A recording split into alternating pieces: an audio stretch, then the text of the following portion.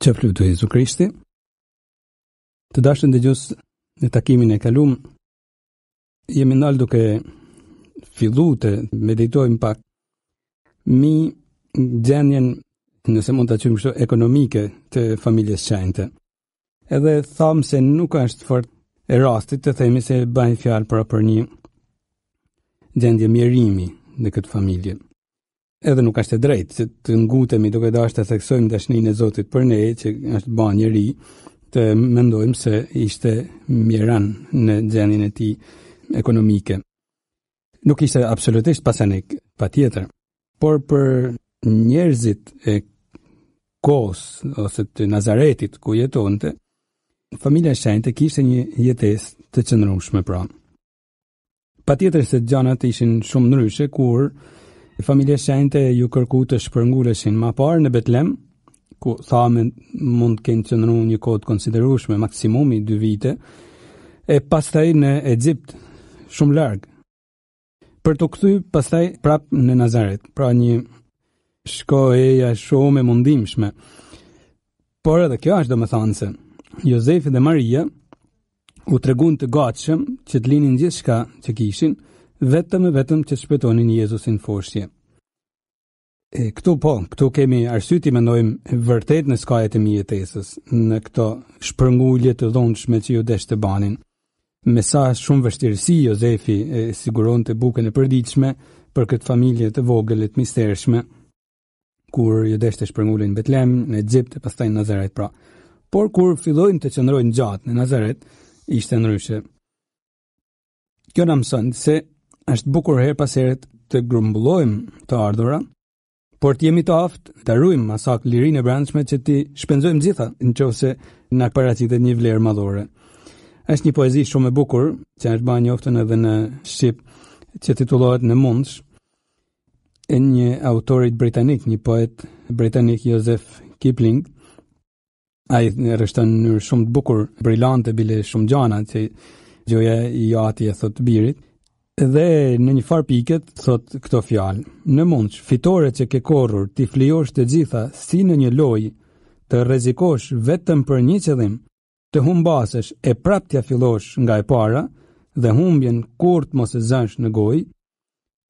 Thash në mënyrë brillante, shton edhe gjana të tjera. Atëherë thot, e jotja do t'jetë bota me çka ka brenda dhe njeri do t'jesh atëherë ti o biri im. Aftësia pra për të humbur gjithçka vetëm për vlera madhore ishte e pranishme te Jozefi dhe te Maria. Por dinin t'ja nisnin nga e para edhe një herë. Pse banin kështu? Sepse zgjidhnin të mbeteshin njerëz deri në fund, vetëm për dashurinë të Jezusit. Jezusi ishte vlera madhore, nëse mund të quajmë kështu, por është pak ta quajmë. Jezusi ishte visari i fshehur, perla me vlefje të mëdha, sikurse vetë Jezusi do ta quajnë më vonë personin e vet, pra kur thot mbretëria e hyjit është si një perlë, si një visar i fshehur etj etj. E për Jezusin ato kishin rujt lirinë e brendshme që të shkatronin, mund të themi kështu, ekonominë e përditshme. Këta dy bashkëshort të bekum që ishin në gjendje të organizonin e riorganizonin jetën e përditshme në forma gjithnjë pra të reja për gjatë të ardhurat e nevojshme për jetesë, bëhen model i çdo familje.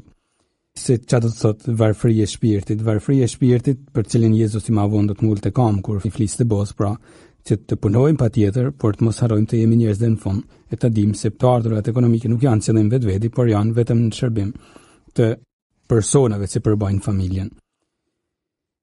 Jozefi është shpall edhe pajtori i punëtorëve. Në fakt është shpall në vitin 1955.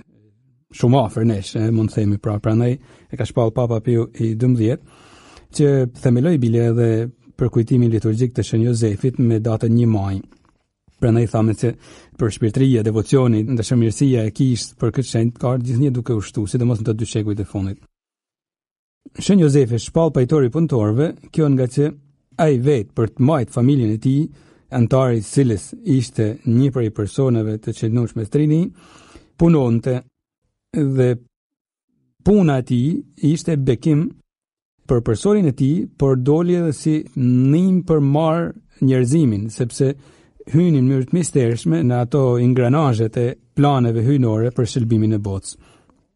Gati mund të themi pra se puna e Jozefit ka ndihmuar shëlbimin e botës. Nuk po e teprojmë patjetër, por për sqaru idenë, pra bukurinë që ka puna në sytë e Zotit, pra puna e Jozefit mante Jezusin i cili pastaj do të shëlbonte botën me shpalljen e mbretërisë së hyjit në botë, me themelimin e mbretërisë së hyjit, me vdekjen e ringjalljen e tij.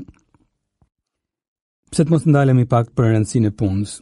Në jetën e Shën Antonit Abat, që e kemi cituar edhe pak më sipër, tregon një episod shumë i bukur, shumë ndriçues, mund të themi, që kuptojmë menjëherë bukurinë e punës. Shën Antoni ishte një gjigant, Shën Antoni Abat, i cili do të ndikonte në shekujt e parë të krishterimit, pra do të ndikonte si pak kush në historinë e kishës.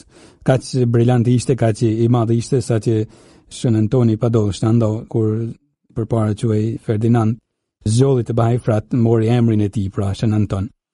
Thash, si Shën Antoni pak kush do të ndikonte në historinë e kishës, si Shën Antoni Abat. Braktisi gjithçka, jo përkushtuar në mënyrë kamulse, lutjes, meditimit, pendesës, në një varfëri vërtet të skajshme. Sa që thuhet një herë u fut në disa rënoja duke jetuar aty, e kishte një kopsht të vogël, siguronte pak ushqime me disa barise që kultivonte, jetonte pa ngroje, pa kogjanë, në disa shtëpi braktisuna ose nganjëherë edhe nëpër shpella. Punonte me durët e veta tokën sa për të siguruar ushqimet për mijë tes, mund të themi edhe lutej shumë. Por kishte një problem që nuk po i gjente zgjidhje. Kishte tunime që rraskapisnin në shpirt, tunime shumë të fuqishme, që nuk dinte si t'i largonte. Tunime që kishin banin edhe me pastërtinë e tij, pra. Tunime shumë të ndryshme në gjitha anët, edhe dyshime mbi Zotin e gjithçka. Por kur nuk po duronte më, atëherën filloi të lutej shumë. Dhe ju drejtu Zotit me këto fjalë: O Zot, unë dua të arrij shëlbimin, por mendimet e mia më pengojnë. Çfarë mundem të bëj në këtë mjerim ku kam rënë? Si mundem të arrij shëlbimin?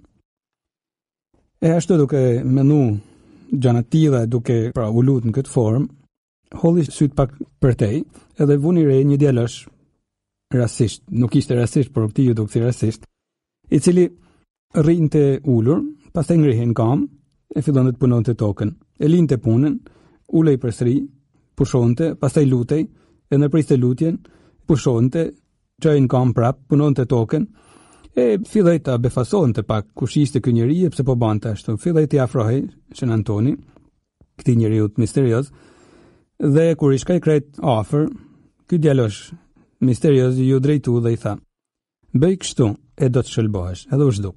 Shën Antoni këtu e kuptoi se ai ishte një engjëll që Zoti ja kishte dërguar për ta korrigjuar pak në mendimet e tij, në formën e jetës që po bante, edhe për ta forcuar, edhe për shkoj një gëzim jashtëzakonisht i madh Shën Antonin, sepse kuptoi se duhet i kushtonte kohë, jo vetëm lutjes, por edhe punës, edhe pushimit. Pra, ky djalosh çoi në kam, ulej, punonte, pushonte e gjithçka, pra e kuptoi se ishte mesazhi i Zotit i qartë që duhet të lutej po, por të pushonte, por edhe të punonte. E kështu filloi të mësonte Shën Antoni shumë të rinj të tjerë që i afroheshin ditë a ditë, pastaj u bën themeluesi jetës morgjorore, mund të themi, për kishën në këtë formë. E këtë praktikë të tij do ta imitonte sidomos Shën Benedikti nga Norça, kur themelojnë Perëndim më vonë jetën morgjorore dhe gjithë këtë pasuri që mori nga Shën Antoni e përmbledhi në thanjen e tij të famshme latine, ora et labora, pra lutu dhe puno, thoshte Shën Benedikti, lutu dhe puno. Por kjo rëndësi që i jepet punës nga krishterimi nuk kishte filluar me këta dy shenjtë të mëdha. I kishte rënë në Bibël. Atësa edhe vetë Shën Pali, kur një herë mori vesh se disa krishterë që i kishte ungjillëzuar në Selanik ishin të bindur se Jezusi do të vinë shpejt, edhe i kishin lënë gjitha punët. Shën Pali merr vesh se çfarë po bajnë, pra i kishin lënë gjitha punët se ta po vjen Jezusi, ardhja e dytë pra e Jezusit, edhe menjëherë Shën Pali u nis një letër, edhe është shumë i vendosur, i thot: "Vëllezër, kur ishim ndër ju patëm më dhënë këtë urdhër, kush nuk do të punoj, as mos haj.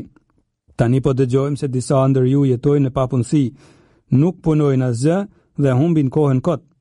Të tillëve ju urdhrojmë dhe ju qesim ben Zotin ton, Jezu Krishtin, le të punojnë në paqe dhe le të hanë bukën që fitojnë vetë."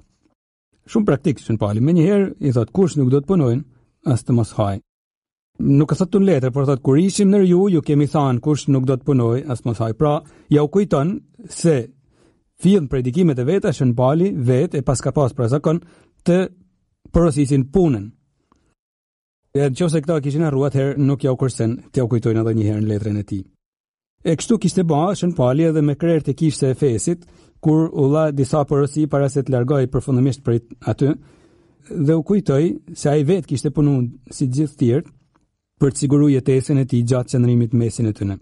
Vetë Shën Pauli pra në Veprat e Apostujve thuhet se i mlodhi dhe i tha: "Ju vetë e dini se për nevojat e mia e të përcjellësve të mi kanë fituar këto duar." E mund të imagjinojmë Shën Paulin se si i shtrin duart e veta përpara me kallët që mund të kenë pas pra. Kam jetu vetë, bile vetë Shën Pauli në letrën e parë drejtu Korintianëve thot: "Lodhemi duke punuar me duart tona." Selanikasve prapu kishte shkruar: "Kemi punuar natë e ditë që të mos i bëheshim në kujt bardh dhe ju predikuam ungjillin." E nëse na kush në një si i fym, nuk kishte arsye se vetë Shën Pauli kishte dhënë shembull i pari. Edhe thoshte i vendosur se cili le të punojnë me duart e veta drejtësisht, që të ketë çka t'i jap atij që është në nevojë. Kujdes, me fjalën punë nuk nënkuptojmë gjithçka, sepse dikush edhe me shit drog e quajnë punë. Me fjalën punë nënkuptojmë një veprimtari njerëzore të ndershme, të drejtë, që siguron jetesën e përditshme. Kjo është lloji punës që porosit Bibla, që porosit Shën Pauli e pame në një formë kaq të bukur. Është bukur t'i tregojmë punën që përpiqemi të bëjmë të tjerëve, jo për të shitmen absolutisht, por për treguar nëse kemi mundësinë, kemi shnetën, nuk jemi parazit.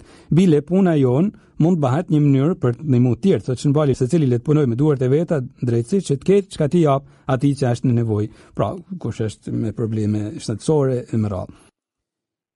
Por as Shën Pauli nuk e kishte origjinale këtë bindje të tij për punën. Ja kishte kopju Zotit, mund të themi. Ja kishte kopju teologjisë hebraike, patjetër, e cila bazohej me atë që kishte bërë Zoti. Çfarë do të thotë? Mjafton të ndalemi tek një detaj shumë interesant, edhe domethënës i shkrimit shenjtë, i cili hell drejt me krejt këtë traditë hebraike, të cilën Shën Jozefi do ta përvetësonte krejtësisht, do të zhytej në këtë traditë. Detaji është në fillimet e Biblës, te libri i Zanafills. Fill pas mëkatit të prindve të parë. Aty Zoti ju drejtua Adamit me këto fjalë: "Prej tokës me mund do ta nxjerrësh kafshatën për çdo ditë të jetës sate. Me derës të ballit do të hash bukën, derisa të mos kthehesh në dhë, prej të cilit që e nxjerr." Edhe ne në atë urtin tonë kote nga njëherë mund të themi se Zoti e ka mallku njerin, sepse pas mëkatit e ka mallku. Kujdes, Zoti nuk e mallkon në fakt. Qofsh mallkuar i thot vetëm djallit tek ai tekst, nuk i thot njeriut. As Adamit as Evës, kujdes, shkoni lexoni Biblën, atëherë mos i veshim Zotit fajet që nuk i ka. Nuk ka kur një, por mos i veshim këtë. Prandaj, në këtë rast Zoti nuk po i mallkonte, po i tregonte një rrugë shpëtimit. Sepse edhe Adamit i tha kështu, por Evsi kishte thënë diçka tjetër edhe më të madhe. Si thosh, i kishte kallëzuar shtegun me të cilin Zoti do të vinte në botë. Gjarpit i kishte thënë pra, armiqësi do të vënë ndërmjet teje dhe gruas, fara asaj do ta ndryll kokën. Pra, në lidhje me Even, që kishte bëm katin, Zoti thotë, unë kam plane tjera, nëpërmjet një gruaje do të vinë dikush që ka me të ndryll kokën. Pra, kishte zbuluar gjën më të bukur që mund të bante Zoti, mishërimin e birit vet, që do të vinte pikërisht nëpërmjet një gruaje do të shtypte kokën djallit. Patjetër Zoti tregoi se situata ishte serioze me praninë e mëkatit tashmë, por i tregoi gjën më të bukur që kishte në plan ta bante, ta zbulonte avash avash për mishërimin e birit vet. Pse do të mendojmë se kur foli me Adamin atëherë ndryshoi fytyrën, Zoti ndryshoi tonin.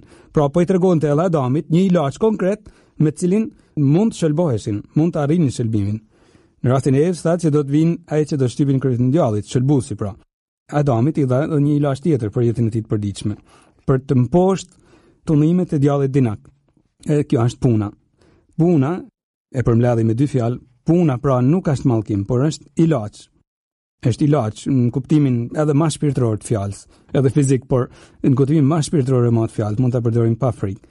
Kanë të drejtë disa teologë të moralit krishterë që në mënyrë simbolike e quajnë punën edhe si sakramenti 8. Janë 7 sakramentet, patjetër, kisha nuk ka shpallë një sakrament të 8, por si të thush në formë simbolike për të shprehë idenë, thonë puna është si sakramenti 8, mund të themi, pra Zoti përmes saj me siguri, me hirin e vet, pra përmes punës, vjen tek ne.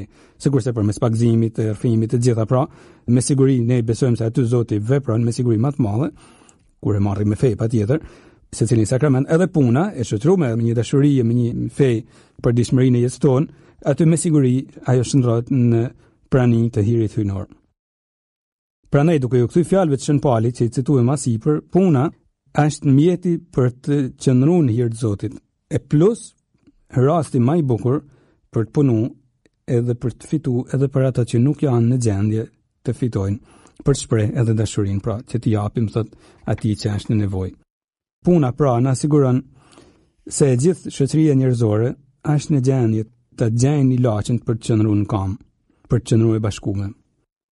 Duke punu patjetër me një farë maturi, duke bërë sikurse ai angjëlli që e ftoi Shën Antonin që t'i gjente kohë dhe pushimit, e të mos e teprojmë, pra të shkojmë në kahun tjetër.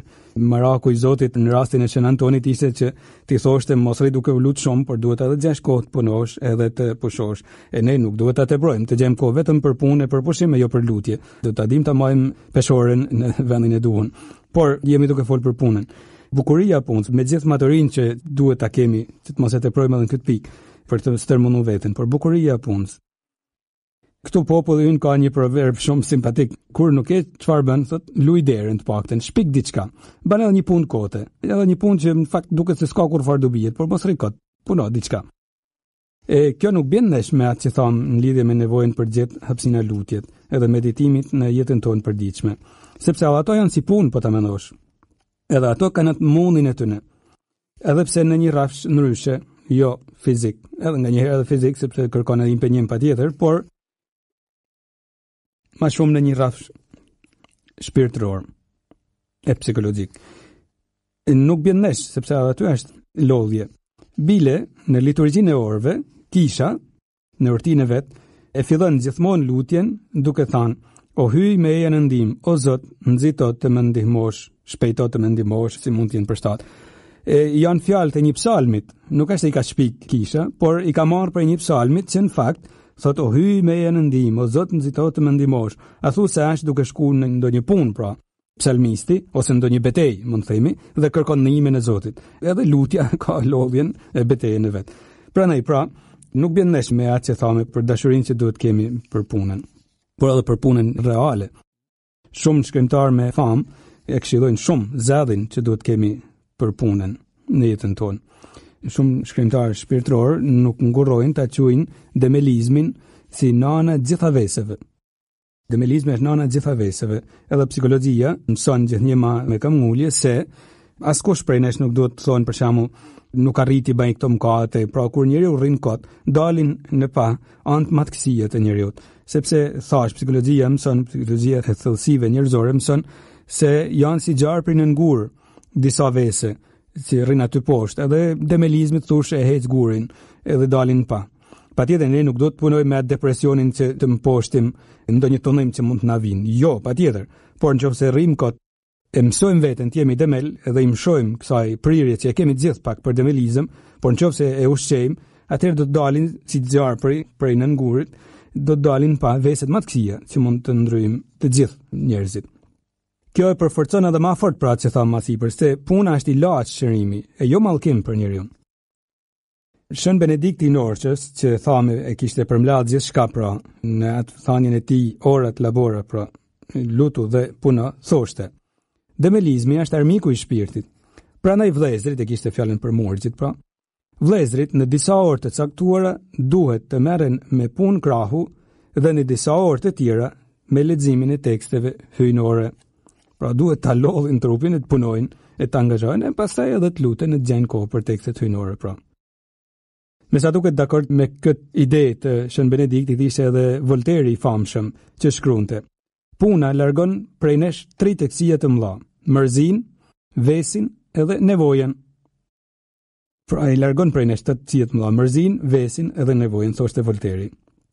Edhe Van Gogh, një piktor i famshëm hollandes me famë botërore, shtonte: duhet të punojmë e të guxojmë nëse duam të jetojmë me të vërtetë. Duhet të punojmë e të guxojmë nëse duam të jetojmë të vërtetë.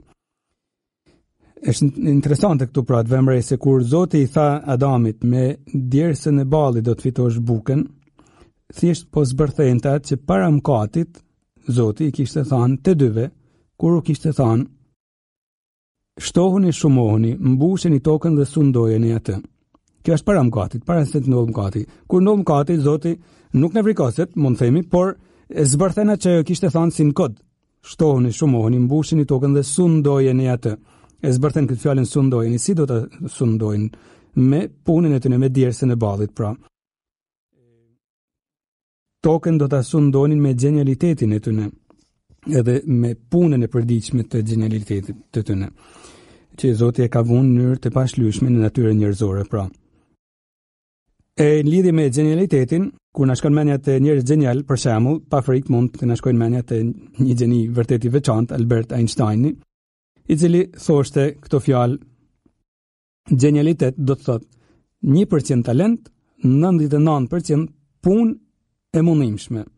Pra 1% është talent, të vjen kollaj. 99% është punë e mundimshme. E kur na kush i thoshte Albert Einsteinit sa gjeni je, ai ju përgjigjej duke thënë: unë thjesht i kushtoj më shumë kohë zgjidhjes së disa problemeve. Pra, se sa punë bajon, e vetëm Zoti e din, mund ta themi me fjalët tona. Pra, kujdes, patjetër talenti duhet, por talenti mund të damtohet në të gjitha format e tij nëse nuk kultivohet edhe nuk shoqërohet me një punë vërtet mundimshme, me djersën e ballit, pra mund të themi.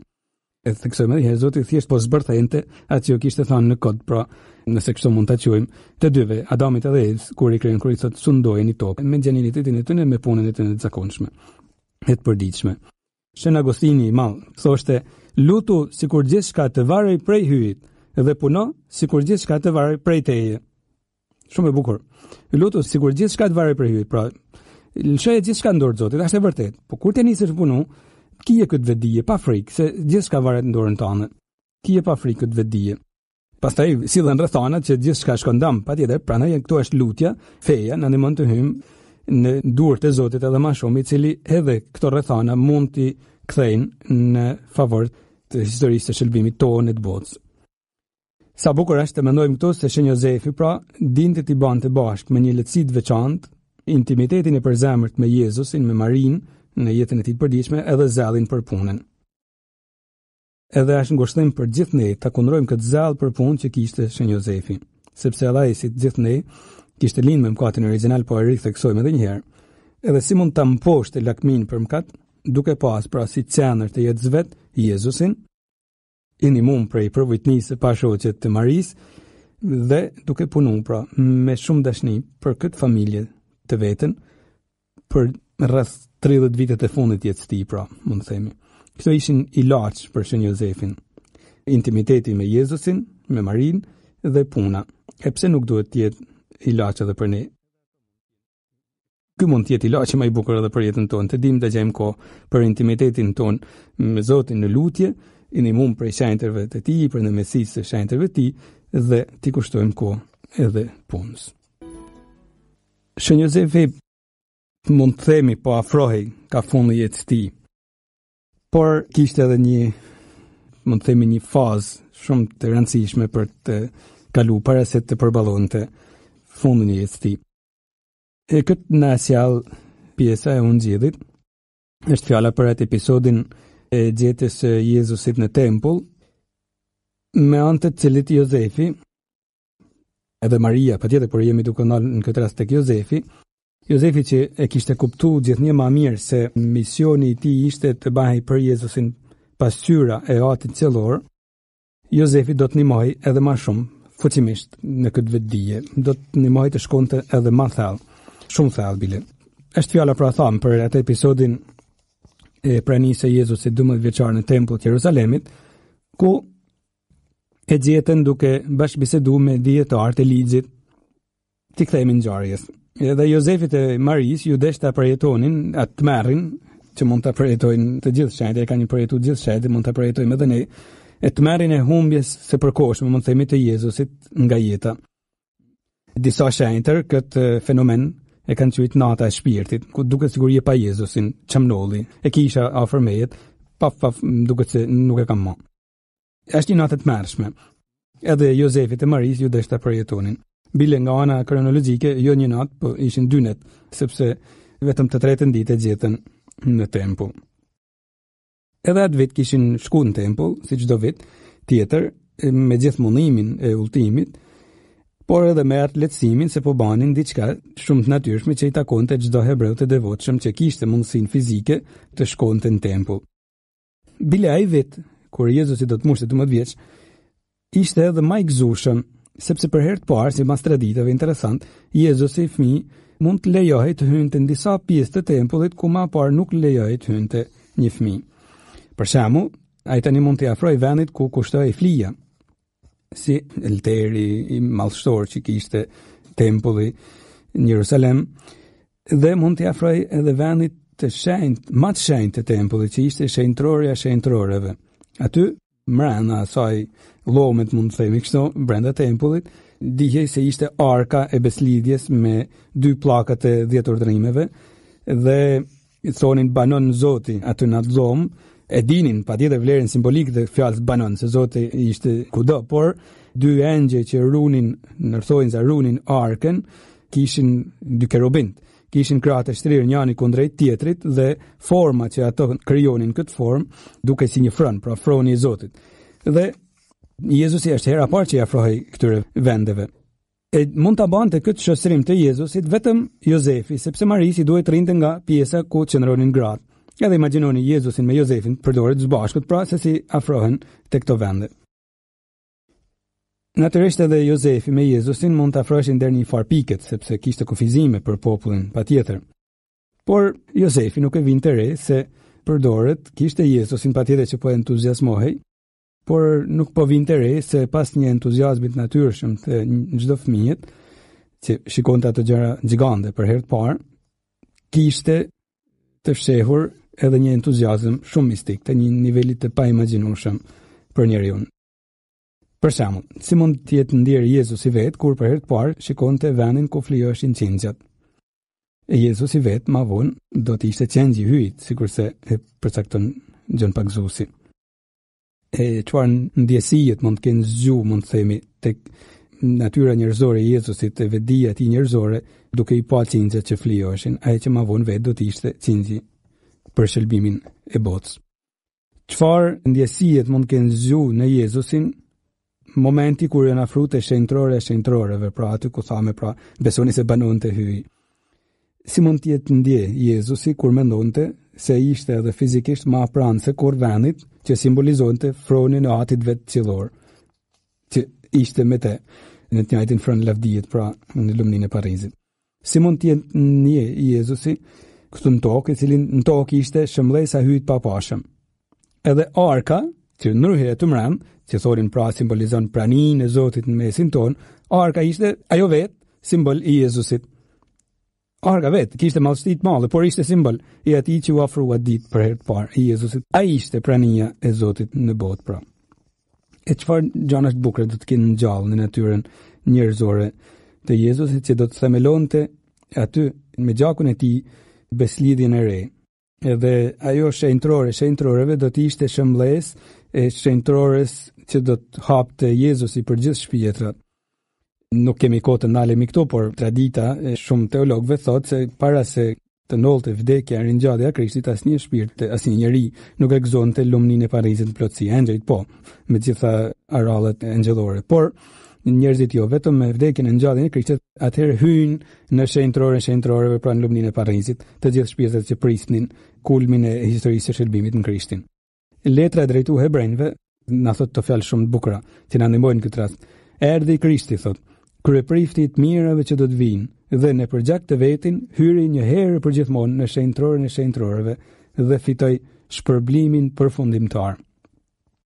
Pra, si do të jetë ndje natyra njerëzore e Jezusit, pra që fillon të zgjohet gjithnjë më shumë në vetdijen e saj, kur shef për herë të parë për shenjtrorën e shenjtrorëve të tokë, që simbolizonte atë që shenjtrorëve të lumnisë Parizit, që do ta fitonte ai për gjithë njerëzit e drejtë që prisnin shërbimin. Jozefi që kishte përdorur nuk e vinte re gjithë këtë që po ndodhte në jetën e Jezusit. E prandaj nuk kishte kujdes që ta shikonte më shumë Jezusin, sepse sikurse çdo vit do të kthehej edhe ai me turmën.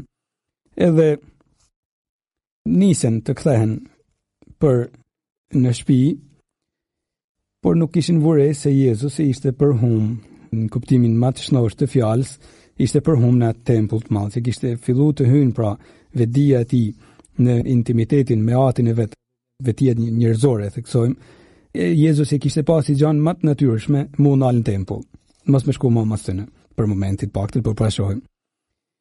Dhe kishte pasi gjëra më të natyrshme të ndalej të fliste për gjërat më të mëdha të teologjisë me ekspert e njohjes së teologjisë hebraike. Dhe po ka natyrshëm, thamë, pra nuk e kishte vurë re Jezusi mungesën e prindve të tij në këtë botë, pra, sepse ishte zhyt në intimitetin me atin e vet. Maria e Jozefi e vunë re se mungonte Jezusi vetëm në mramjet. Mund të imagjinojmë karvanin që kishte jo vetëm fisi tyne, po themi, pra, ose familja tyne, lagja tyne, thoni si doni, që kishin ardhur pra në shtektim prej Nazaretit, dhe në mramet, deri atëherë kishin menduar se mund të jetë me fëmijët e tjerë, dhe në mramet vënë re se mungon kur familja duhet të mlidhet, mungon Jezusi. Edhe nuk kemi nevojë për shumë imagjinat në këtë rast të kuptojmë ankthin e tyre. Fillojnë ta kërkojnë, andaj e këndej, dhe vonojnë shumë. Mas 3 ditë që gjejnë. Interesant, kishin bërë vetëm një ditë ultim, por pas 3 ditë që gjejnë në tempull, do të thotë se ishin fut duke kërkuar gjithkund, duke pyetur gjithkund, nuk ishin nisë më një herë për në tempull, sepse nuk e mendonin se mund ta gjejnë atje. Mund të kenë menduar patjetër më të keqen, vdekjen, mund të rrezu dikon, mund të kenë bën dëm dikush, por edhe pa menduar më të keqen mund ta mendojmë ankthin e Jozefit e të Maris përballë pyetjeve më normale që kanë prind, ku do të flejnë, ku do të hanë. Maria me siguri, kush e di sa lot do të kenë derdh në këto dynet. E Jozefi me zemrën e tij të pastër nuk besoi se është dopa gjallë ai. Edhe përpiqej ta ngushëllonte. Mund ta imagjinojmë pas një frikë sepse janë gjërat më normale të jetës të çdo çiftit. Por më në fund vendosen të shkojnë në tempull dhe ta kërkonin. Ndoshta vendosen të shkonin në tempull dhe për të lutur. Cili prind nuk do ta bante një gjë të tillë në një situatë të ngjashme, pra për të lutur ose Zot na ndihmo, pra. Por nuk ka merrte mendja se pikërisht aty do ta gjejnë. Thotë Shën Luka, pas 3 ditë e gjetën në tempull mes dietarësh, duke i dëgjuar ata dhe duke u bërë pyetje. Të gjithë ata që e dëgjonin i mrekullonte dija dhe përgjigjet e tija. Pra, dija dhe përgjigjet e tija. Kur e pan, Jozefi dhe Maria u çuditën. Nuk ja u merrte mendja se do ta gjejnë pikërisht aty. U çuditën, pra do të thotë se kishin shku pa shpresa gati. U çuditën se ishte aty, duke fol me këto njerëz, gjanat që po fliteshin. Këtu mund të ndalemi të shohim diçka shumë bukur, se Jezusi nuk i mrekullonte duke shpik raketa, mund të themi, duke fol gjana të veçanta, por bante pyetje e përgjigjej. E patjetër flisnin për tema të larta të teologjisë, mund të jenë të larta ose jo, nuk kemi informacion për këtë pjesë të përbamjes së dialogut ose të debatit që po banin. Por fundi ishte se ky fëmijë ishte i pazakont. E kjo i çudit. Ndoshta më fort se thellësia e teologjisë që po trajtohej, ishte mënyra me cilën Jezusi fliste. Ishte mënyra e birit hyjit, në fakt. Askush nuk mund të flasin për hyjin si biri i tij. Askush nuk mund të flasin si Jezusi për hyjin. Patjetër, nuk mund ta bëjmë. S'kemi fejnë, nuk mund ta bëjmë. Jezusi fliste, bante pyetje e përgjigjej si biri, kur nuk dilte jashtë kësaj, si biri i hyjit. E kjo gjë çudiste, habiste. Si Jezusi askush tjetër nuk mund të pyesin për atin e vet. Si njeri i pyette, edhe ai pyette, patjetër donte dinte më shumë. E përgjigjet që dinte të jepte 12 vjeç, patjetër ndoshta nuk ishin ato që do të jepte 30 vjeç, por habiteshin si ka mundësi me një intimitet të tillë, pra. Lindnin nga një intimiteti i madh i birit që është i njëjtëshëm me atin, sikurse e themi tek besojma. Tani, në këtë pikë, natyra njerëzore e Jezusit kishte arrit një vetdije geniale të personit të vet hyjnor. E kjo mrekullonte. Nuk kuptonin se si, por mrekullonte, përfundimin shihnin. Nuk kuptonin pra pse ndolte kështu, se ishte biri që donte dinte për atin, por shihnin rezultatin. Në Ungjillin e Gjonit tregohet se një herë për shembull disa rojtar të dërguar nga kryepreftrinë me urdhrin që ta arrestonin Jezusin, i cili po predikonte në tempull, pra i rritën tashmë. Ushtarët u kthyn te kryepreftrinë pa ekzekutuar urdhrin. E kur këto të nevrikosin i tha, pse nuk i keni zbatu? Ushtarët u përgjigjen, askush s'ka folur si ky njeri. Ushtarët vet kishin me të mrekulluar përballë asaj që kishin dëgjuar. Askush s'ka folur si ky njeri. Patjetër, të gjithë mund të kemi fantazu, sikur ta kishim dëgjuar Jezusin një herë duke fol duke u fol turmave. Jezusi vetë, me përvojtrin që e kishte, thoshte lum vesh tuj që dëgjojnë çka po dëgjoni ju, e lum sy tuj që po shohin, që po shihni ju, sepse shumë profetë mbretër dëshirun të dëgjojnë që po dëgjojnë ju, të shohin çka po shihni ju, e nuk e patën atë fat. Pra, Jezusi vetë e pranonte se ishte një fazë në historinë e shërbimit që kishte një përmat një dinamizëm të jashtëzakonshëm. Prandaj rreth Jezusit shkuan gjithë ato turma, sepse jo vetëm bante mrekullit, patjetër shkonin edhe për mrekullit si shumë kush, por i mahniste fjala e tij. Është një pjesë tjetër Ungjillit që thotë populli ishte i rrëmbym për fjalëve të tija. E prandaj s'mund vënë dorë kollaj haptas kryepreftrin mita. E këto qysh 12 vjeç kishte fillu pra të dilten pa kjo vetdije e Jezusit prej biri i atit të mshushëm. E kjo mrekullohen të Jozefin e Marin, kur ma në fund e gjetën. Në atë qast, kur e gjetën, Maria i thënë reglat që nuk lejoj kur disa burra po bisedonin, një gru nuk mund të nërpriste bisedin e tëne. I thënë reglat sepse instinkti i nanës ka përparsin këtë rast, edhe i thot, ç'na bërë kështu o birë, ja ytat dhe unë të kërkuam plot pikëllim. Maria njihte mirë edhe pikëllimin e Jozefit, prandaj mund fliste krejt lirshëm edhe në emrin e tij. I takon te Jozefit të thoshte ç'na bën kështu ndoshta, një burr mund ta ndërpriste ndoshta, mund të ndërhynte, por Maria me instinktin e saj amnor thash, është edhe e sigurt ndërkohë se po interpreton e po shpjegon si duhet edhe ndjenjat e Jozefit. Ishte e thellësisht e bashkuar në shpirt me të, e natyrshëm mund fliste edhe në vend tij, edhe me sigurinë se nuk gabonte. Me të drejtë na kush ka thënë se njeriu më i devotshëm në botë për Jozefin ishte pikërisht Maria e parë. Edhe njeriu më i devotshëm në botë për Marin është i parë Jozefi. E kështu vazhdojnë të ndodhin edhe në lumnin e Parizit. Duke i thënë Jezusit yt at për Jozefin, Maria ajo e dinte shumë mirë origjinën hyjnore të ngjitjes së Jezusit në krahënurin e saj. Por nuk po fliste ashtu sa për sy e faqe. Nuk kemi arsye t'i kthejmë edhe një herë argumentit, pra që tha mas i për se Jozefin sajt martesës që kishin së bashku Maria dhe Jozefi, edhe pse nuk kishte Jozefi atësinë biologjike, ishte atë në kuptimin e plot të fjalës. S'po i zbërthejmë edhe një herë, pra jo vetëm saj martese, po edhe saj për kujdesjes së tij të vazhdueshme. E Maria dukej sikur donte t'ia kujtonte Jezusit respektin, jo vetëm për ndjenjat e saj prej nanet, por edhe për ndjenjat atrore të Jozefit. E nuk duhet na befasojnë kjo vërejtje që Maria përpiqet t'ia bëjnë Jezusit, sepse vetëm Zoti e njeh plotësisht vetveten. Maria mundohet ta mësojnë Jezusin, birin e hyjit, por Maria është edhe ajo krijesë.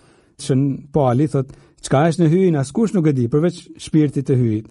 Maria është një krijesë, është krijesa më e mrekullueshme, por është një krijesë dhe duket sigur instinktivisht dëshiron ta mësojë Jezusin. S'ka faj, nuk mund ta njohin kush Zotin përveç Zotit vetveten. E pranaj, sa do e përsosën që është, edhe Maria hidhet pak, nuk mund të themi me tepëri, bën plotësi misionin e saj si nan, por shtyhet pak më thellë.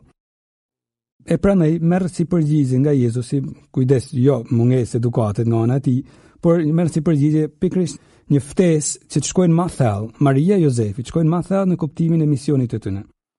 Me gjithë dashurinë që kishte për të dy, i fton që të shtyhen më shumë tashmë në kundrimin e misterit që Zoti u ka vënë në durët e tyre. Edhe u thot, po pse më kërkut, a nuk e dinit se më duhet të merrem me punët e atit tim? Interesant, pse më kërkut, a nuk e dinit. Pra, Jezusi duket sikur i vën në kundërvënien, mund të themi fjalë, pse më kërkut, a nuk e dinit. Nuk duhet ta kërkonin, ata duhet ta dinin, me siguri se Jezusin e kishin në tempull. Çkaretit nuk e dinin sepse thamë janë kufizueshëm, por Jezusi i fton të shkojnë më thellë. Duhet ta kuptoni tashmë se është shumë e natyrshëm për mua që të rri këtu. Pse keni bën një ditë për të shku udhtim larg, mund ta vazhdojmë atë imagjinatën tonë me drejto, e keni bën 2 ditë për më nxjerr. Tash do të bëni vetëm një ditë, të vini direkt në tempull, ta shihni si gjën më të natyrshëm, të nxjeni pranë gjërave të atit tim. Por ata nuk e morën vesh të nxjidhi, çka deshi të thotë. Normal, do ta kishim marrë vesh asnjëri prej nesh. Megjithatë, përderisa është në të paktat episode që dim mi fëminin e Jezusit, edhe mi adoleshencën e tij, do të thotë se Jozefi e Maria, këtë ngjarje raskapitse, e kanë marrë mend edhe e kanë bisedu. Mund ta imagjinoj Marin që e bisedon me apostujt pas ngjitjes së Jezusit në qiell, një episod të tillë. Edhe janë përpjek ta kuptojnë se ç'a donte të thoshte Janë përpjek ta kuptojnë pra. Na ndihmon shumë të gjithëve përgjigja e Jezusit. I kthehemi edhe një herë përgjigjes së Jezusit, sepse na duhet, na nevojitet, na del para të gjithëve në jetë. Kishin menduar se e humbin Jezusin edhe vanunën shumë me gjetë. Dhe ne shpesh thamë në nol që na duket sikur po e humbim Jezusin në jetën tonë. Edhe vanojmë ta gjejmë. Ndoshta shkaku i vonesës nuk qenë ka edhe aq fakti se Jezusi fshihet, por nuk dim ne ta kërkojmë. E kërkojmë atje ku ai nuk gjendet. E Jezusi na fton, mund të themi, ta përzgjedhim mirë vendin ku jemi duke e kërku. Për Marinë e Jozefin, vendi i parë i natyrshëm që duhet i kishte shkuar në mend, thamë, ishte tempulli. Duhet ta dini se në tempull ka shumë mundësi që është. Për ne, vendi, nëse mund të thëmë shumë vendi pra, më i natyrshëm ku na duket se nuk po e kemi Jezusin, dhe vendi më i natyrshëm pra ku ne mund ta gjejmë Jezusin është kisha, që është trupi i Krishtit, trupi mistik i Krishtit. Mbrana kishës pastaj gjejmë format e ndryshme të lutjes, kisha na mëson si të lutemi, shpeshherë pra na nxit format personale dhe bashkësisë, e kam fjalën për liturgjinë. Pra lutjet e ndryshme, mesha, rozaria, gjitha lutjet pra që themi në bashkësi. Shkrimi i shenjtë, brenda kishës gjejmë shkrimi i shenjtë. Duhet hapim Biblën të shohim se të mos u ngjidhin. Duhet të pyesim hierarkinë kishtare, brenda kishës pra aty duhet na vinë natyrshëm të gjejmë dikant që të flasim me të ose të kujtohemi për çfarë mëson kisha në këtë pikë. Patjetër duhet ta marrim parasysh. Jo duhet ta kërkojmë jashtë kësaj hierarkisë kishtare dhe të kërkojmë një Jezus ndryshe se papa i peshvetë me shtartë kështu nuk na i thojnë ashtu si na pëlqen ne. Kjo është problemi jonë, se e kërkojmë atje ku nuk është Jezusi, duhet ta kërkojmë aty ku gjendet. Te liturgjia e kishës, duhet të rrfehemi kur ne jemi keq për mëkatet. Liturgjia e kishës është edhe liturgjia, është edhe rrfimi. Patjetër kishat porosit, jo po kam turp, po kërkoje Jezusin aty ku është, jo aty ku nuk është. Pastaj është tradita e kishës, gjitha këto element pra që na ndihmojnë ta gjejmë Jezusin. Patjetër që ka misterin e vet edhe kjo gjë. E Zoti ka herë na e vonon, mund të themi, gjetjen pikërisht për të na arritë për vojtni, për të na arritë në dashurinë e pastër. Jo të na mësojnë me karamele emocionesh që rëndin pas ti atëherë, sikur jemi në qiellin e 7, por të na mësojnë ta kemi dashurinë e pastër për të, nganjëherë me dashje duket sikur e vonon. Por e vonojmë shpesh herë ne, sepse e gjejmë aty ku nuk është. Patjetër fajin e kemi ne, sepse e kërkojmë Jezusin aty ku Jezusi vet nuk është. Nuk ka dash tjetë. Për shembull, në jetë kërkojmë ngushëllime, bekime, edhe shumë njerëz i marrin si ngushëllime të Zotit disa gjëra që në fakt janë mashtrim, edhe mund të jenë edhe mashtrim i djallit. Bekime të jetës tyne, kajherë i marrin edhe fitesat e ndyta, të padrejta, shturjet morale, drogën, alkoolin, magjin, demelizmin, i marrin si bekime të Zotit. Na mësojnë ndryshe kisha e këtej, por kujdes, nuk është prej Zotit. Nuk janë fjalë për iftet, por herët avon, djalli do të më ditë se s'ka miq as kënd. Herët avon kthehen kundër nesh, të gjitha këto gjëra. Edhe pastaj Zot çam bani, s'ta ka bëu Zoti, e ke kërkuar në vende ku Zoti nuk është. E prandaj është serioze situata kur thash njerëz që e marrin si ngushëllim të Zotit, atë në fakt nuk është prania e Zotit. Gjitha ato këqija që i rreshtuame. Përballë rasteve të tilla është për një situatë serioze. Ku na duhet vetëm të lutemi për këta njerëz. Se herët avon do ta kuptojnë se ishin vonë kërkim të shkatërimit vetvetes, jo në kërkim të Jezusit, që është vetë jeta. Kur kjo vlente për Jozefin e për Marinë, pse s'u dashka të vlen për ne? Pra ta kërkojmë Jezusin aty ku e dim se është e natyrshme që ai të jetë. Ai vetë ka dashur të jetë. Kjo masë e shpjegon sadopak edhe mënyrën se si mund të ketë reaguar Jozefi kur i ka dëgjuar këto fjalë, ku Jezusi thotë duhet të kujdesen për gjërat e atit tim, duket se Jezusi po ja mohon atësin haptas publikisht Jozefit. Kujdes, Jozefi mund të mendojmë se është në një fym. Kam kërku 3 ditë rresht plot ankth dhe ti më thu nuk je baba jem. Avash, nuk duhet ta mendojmë kështu Jozefin. Janë disa filma që e paraqesin sigur Jozefi sillet në krahun tjetër edhe thot dole jashtë lojet, Jo, nuk besoj. Unë personalisht nuk du ta besoj një Jozef të tillë. Nuk du ta imagjinoj kështu. Jozefi ishte mësuar të surprizohej prej Zotit. Ishte mësuar shumë bile. Çfarë surprizash bile? Ishte mësuar patjetër të surprizojë edhe për Jezusin. Kur shkojnë disa barinë i thonë që na shfaq një angjëll na ka thënë vim këtu, ishte një surprizë, çfarë surprizet. Kur vinë 3 mrete nga lindja e lartë, thonë kemi parë një yll në qiell dhe jemi vënë ndjekje se ai lejmëronte lindjen e mretit të madh. Çfarë surprizet. ishin të varfër, si mund të nolte, ta shpresonte se mund bëj fëmijë i timret nga ana natyrshme pra. Jozefi ishte mësuar me këto lloj surprizash, e Zoti kishte lënë patjetër kur Zoti na çon hirin e disa gjanave të natyrshme, kanë fjalën për të shfaqur, sikur kanë pas disa shenjë kështu, ai patjetër çon edhe forcën e qendresës, se përndryshe, nëse nesër më shfaqet zoja, druse rri pa fjet një javë, nuk jam i Zotit ta maj gjitha dozë të natyrshme. Por nëse Zoti e ban, më jep edhe dozën, po thojmë të natyrshme ta duroj, e të mos kaloj në krenari ose në desprime të tjera. Prit. Jozefi pra, me këtë përgjigje të Jezusit, nuk shkanullohet, por e kupton se i duhet të shkojnë më thellë në kuptimin e atësisë së tij. Ishte natyrshme që Jozefi duhet shkonte edhe më thellë. Ta kuptonte se ky fëmijë në fakt është i Zotit. Është biri i Zotit, e di, e kam informacionin me kohë, e pse duhet të shkanullojë Jozefi, por i duhet të shkonte më thellë. Po afrohet koha kur më duhet t'ia lëm vendin tashmë atit qellor të hyjnë krejt me gjithë anën e dukshme, mund të themi, në jetën e Jezusit, e Jezusi duhet largohet prej meje sepse duhet shkojnë të vazhdojnë të bindet atit qellor.